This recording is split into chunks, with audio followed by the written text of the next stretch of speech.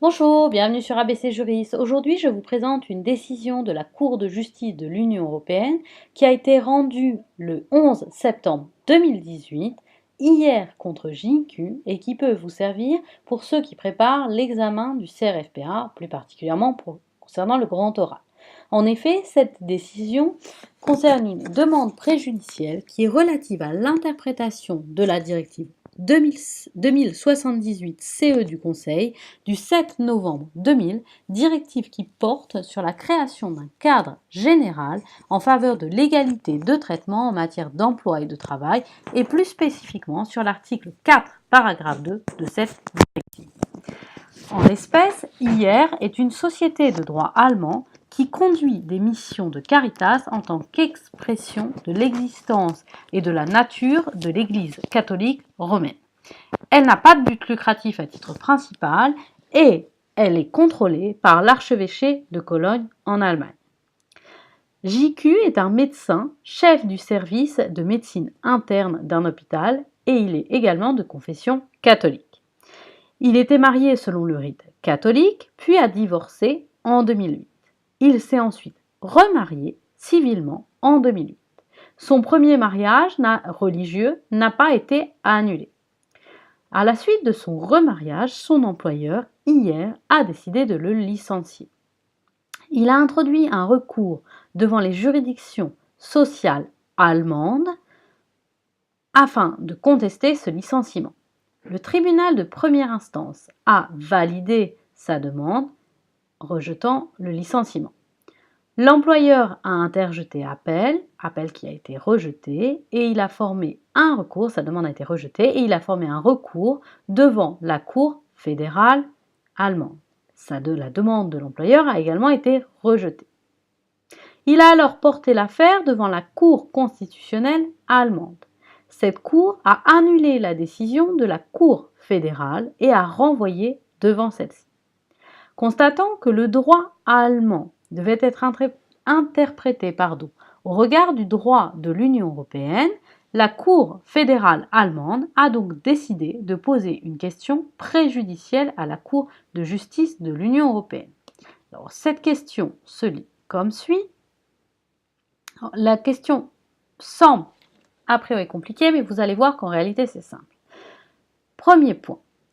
L'article 4, paragraphe 2, second alinéa de la directive 2078 doit-il être interprété en ce sens que l'Église peut, pour une organisation telle que la défendresse dans le présent litige, décider de manière contraignante qu'il convient de distinguer, en ce qui concerne l'existence d'une attitude de loyauté et de bonne foi pesant sur un employé exerçant des fonctions d'encadrement, entre les employés de même confession et ceux d'une autre confession ou sans confession.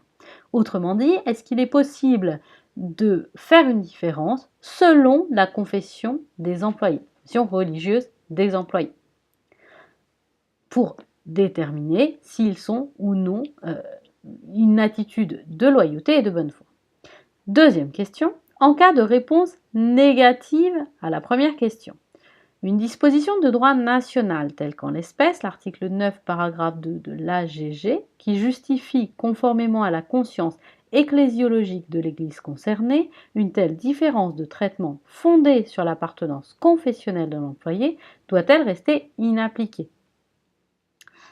Petit b, quelles sont les conditions qui s'appliquent conformément à l'article 4, paragraphe 2, second alinéa de la directive 2078, à l'exigence pesant sur les employés d'une église ou d'une autre organisation mentionnée dans cette disposition d'une attitude de loyauté et de bonne foi eu égard à l'éthique de cette organisation. Donc la question qui se pose, c'est de savoir s'il est possible de faire une différence selon la confession des employés concernant l'exigence d'une attitude de loyauté et de bonne foi. La Cour de justice de l'Union européenne répond par une réponse qui est assez longue, que je vous lis et je vous résumerai très rapidement celle-ci après. L'article 4, paragraphe 2, second alinéa de la directive 2078-CE du Conseil du 27 novembre 2000 portant création d'un cadre général en faveur de l'égalité de traitement en matière d'emploi et de travail doit être interprété en ce sens.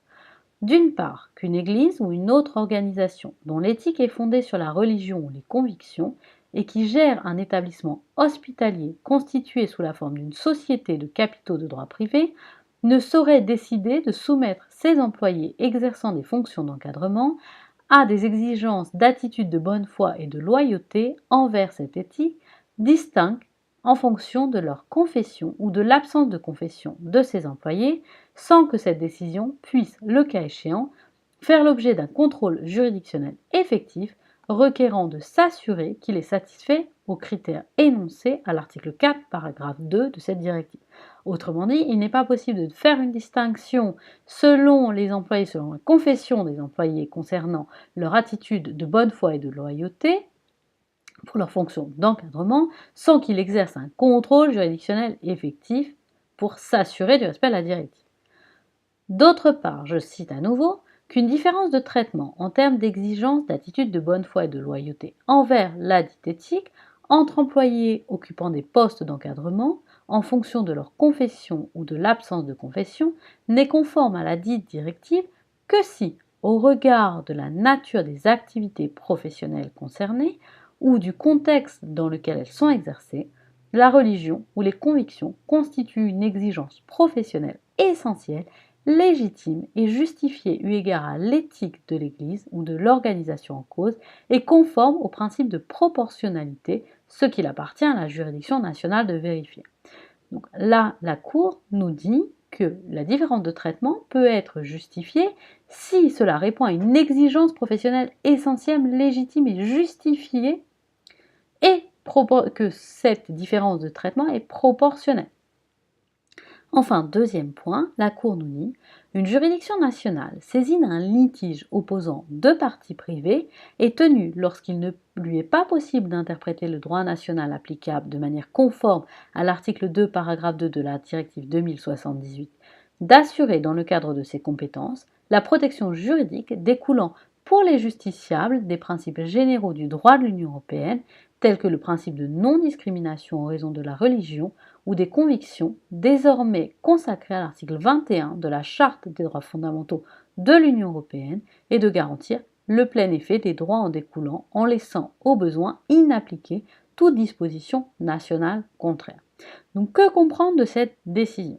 On peut en comprendre que la discrimination qui a été faite entre les personnes de confession, alors là en l'espèce catholique ou en l'absence de confession religieuse, ou pour une autre confession religieuse, n'était pas en l'espèce justifiée ou ne peut être justifiée lorsque les fonctions d'encadrement ne justifient pas une telle exigence professionnelle. C'est-à-dire que lorsque la situation de la personne, sa position d'encadrant, justifie des convictions religieuses qui sont nécessaires au fait qu'elle occupe cette position, alors cela peut être justifié à condition que ce soit proportionnel.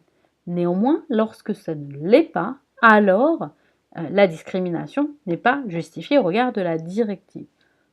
Également, lorsque la loi nationale prévoit une telle discrimination et que cette loi nationale vient contredire la directive et même l'article 21 de la Charte des droits fondamentaux de l'Union européenne, alors cette règle nationale doit être écartée au profit des droits de l'Union européenne. Voici pour cette présentation de cette décision de la Cour de justice de l'Union européenne. Je vous conseille vivement d'aller lire toute l'argumentation pour la comprendre. Je pense qu'elle peut vous être utile pour ceux qui préparent le grand oral du CRFPA. Je vous rappelle que dans le cadre du CRFPA, j'ai créé un groupe de préparation à l'anglais. Vous trouverez toutes les informations dans le groupe Facebook Agora Droit. N'hésitez pas à me contacter si vous souhaitez plus d'informations.